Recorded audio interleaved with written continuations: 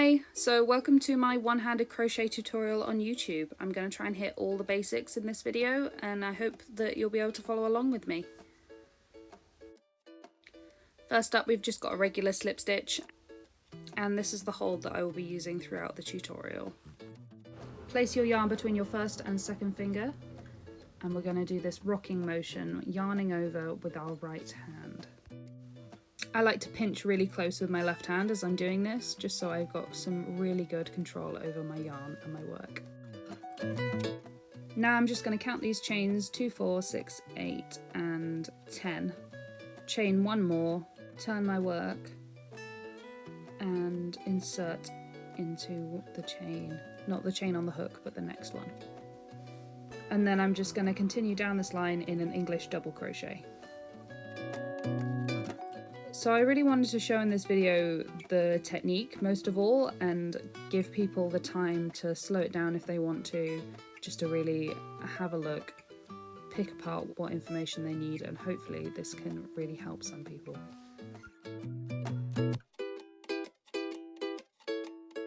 For an English double crochet you want to go in, over, out, over and pull through 2.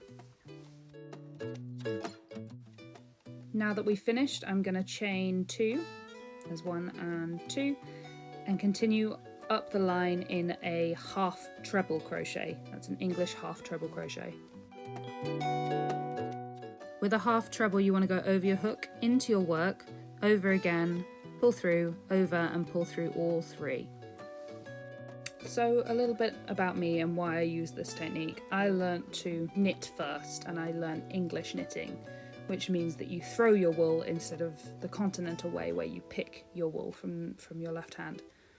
So when I learnt to crochet, all the muscle memory was already in my right hand. Now that we've got to the end of our 10 half treble crochets, I'm going to chain 3 and continue back along my line with treble crochets.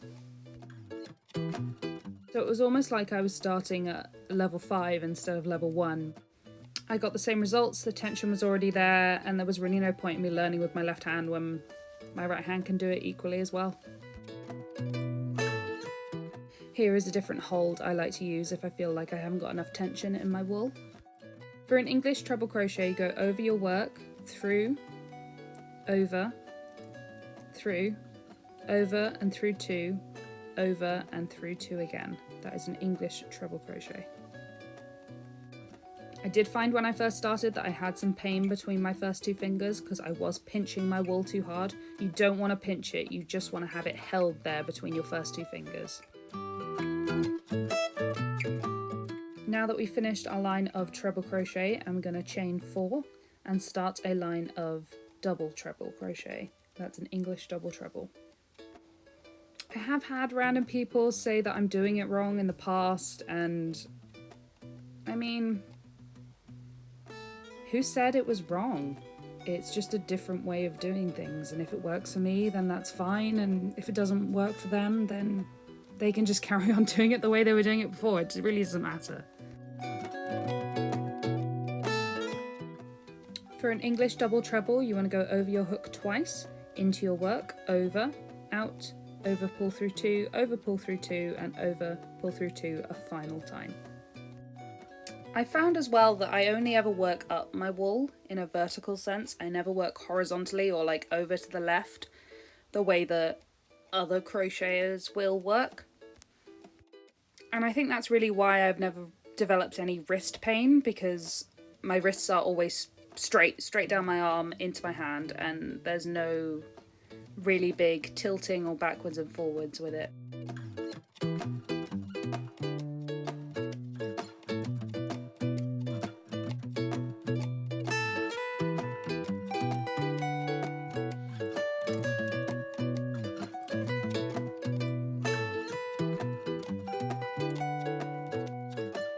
And that is all my stitches using flat crochet or traditional crochet. So now I'm going to move on to working in the round or working amigurumi crochet. I'm going to start with showing you how I do a magic ring. You want to start with your regular slip stitch, chain 3, in, over, out, over and pull through 2. It's just a regular double crochet, and you want to work that all the way around your ring. I start with 7 here.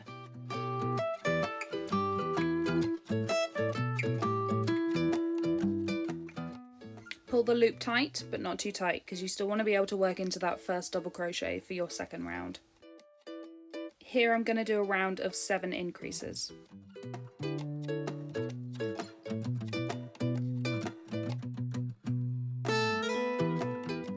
The way I increase is working 2 double crochet into the same stitch, so go in, over, out, over, pull through 2, and then the exact same thing back into the base of that same stitch.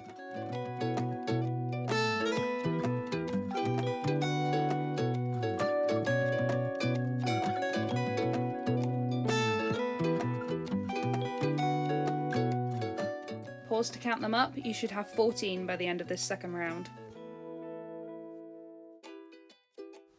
Place the stitch marker in your 14th stitch and start on your third round of 1 double crochet and 1 increase all the way around 7 times.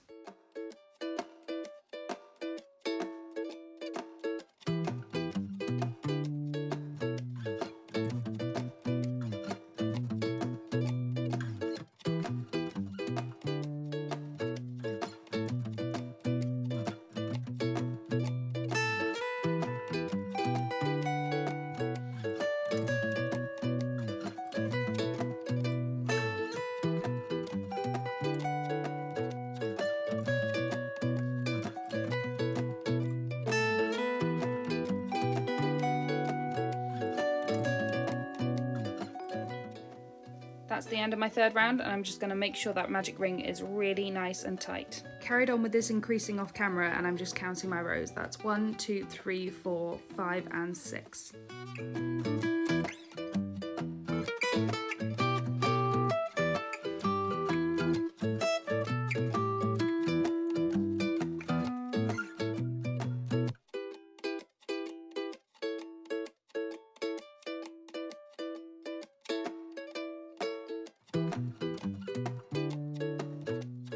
I'm going to try and turn my work for you here, because I want you to be able to get a good sense of what my left hand is doing and what my middle finger on my left hand is doing to guide the hook into the correct stitches.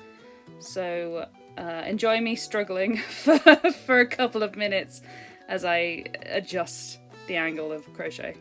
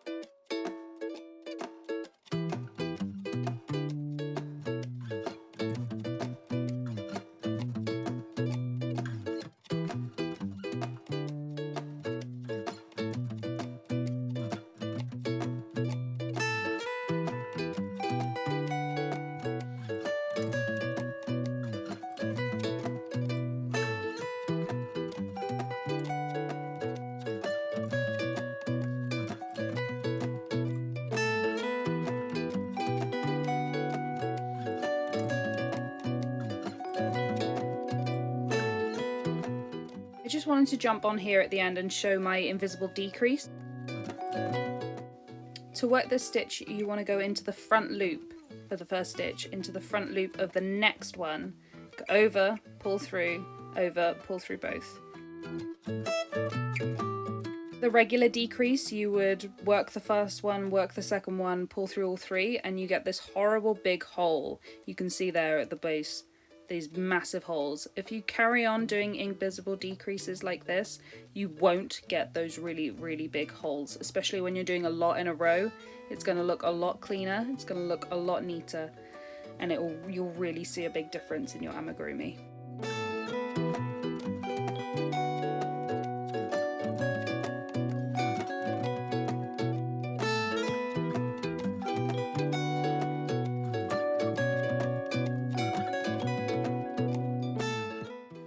So I'm going to turn my work over and you can see how clean all of those decreases are.